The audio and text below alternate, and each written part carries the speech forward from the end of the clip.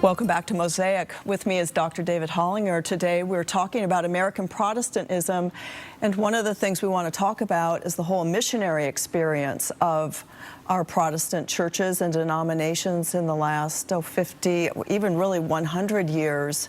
And some of your most recent research has been focused on the missionary experience. So tell us about that.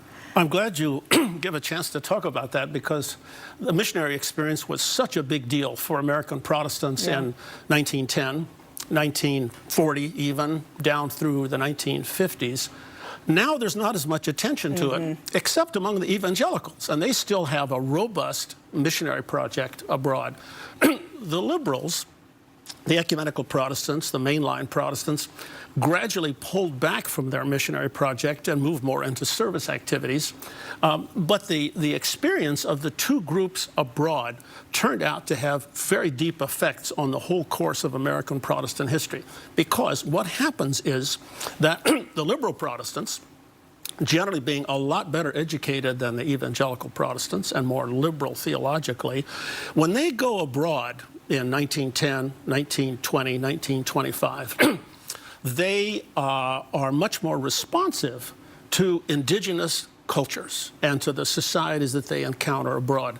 And they're influenced by this. So one after another of these Lutheran, Presbyterian, Congregationalist, Methodist missionaries, they come back to the United States and they say, wait a minute, turning all these Hindus and Muslims into copies of the kind of Christians that we have here in Dallas or Chicago or Boston or wherever, that's not necessarily such a good thing. Right. These people have their own societies, and we Americans can help them, we can be partners with them, but we ought to move back from this whole idea of trying to turn them into copies of us. So they then become more ecumenical. A while ago, you and I were talking, Elizabeth, about this difference between a greater cooperation and about how the liberals want to cooperate with a whole variety of peoples. Well, that's not the way it affected the evangelicals. The evangelicals generally felt that the experience with the heathens reinforced the particularity of their faith. And they were all the more determined. They saw them as heathens, that's right. Of course. Whereas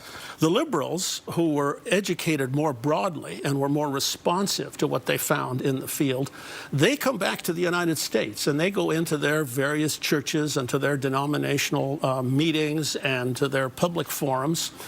And they say, wait a minute, we need to do something differently. And our society is too provincial. So many of the liberal Protestant missionaries become cosmopolitan. They become enemies of American provincialism. So they take one American institution, one American practice after another, and they say, wait a minute, this is too narrow. And it got them in a good bit of trouble with a lot of the people in the pew. So you can imagine, you come into a church in Terre Haute, Indiana, and you're talking about what's going on in China.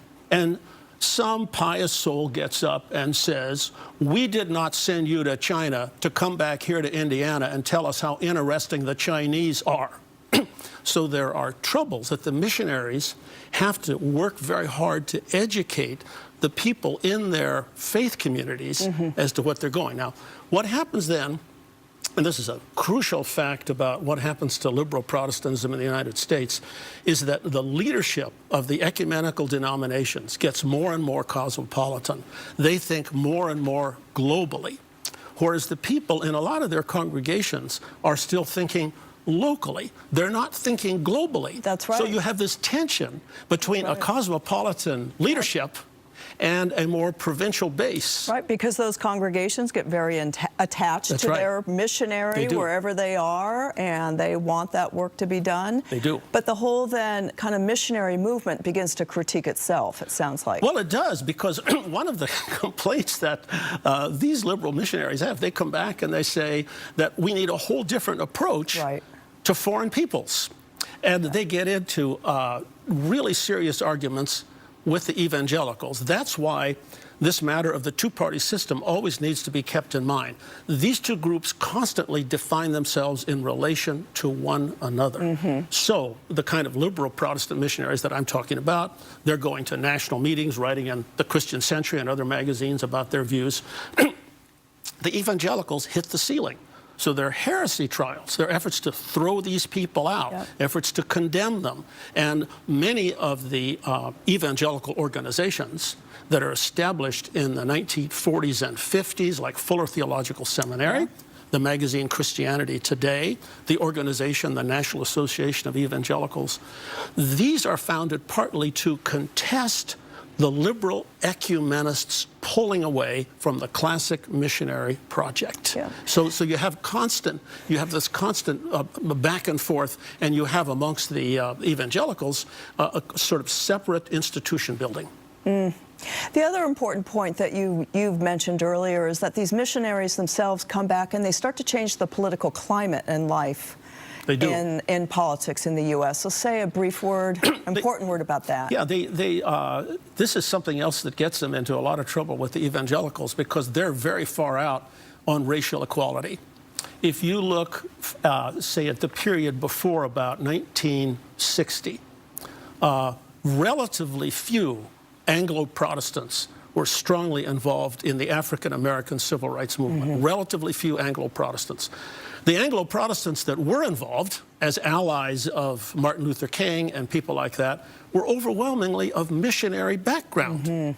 And the more that these liberal Protestants got allied with the civil rights movement, the more the evangelicals say, oh, you're meddling with politics.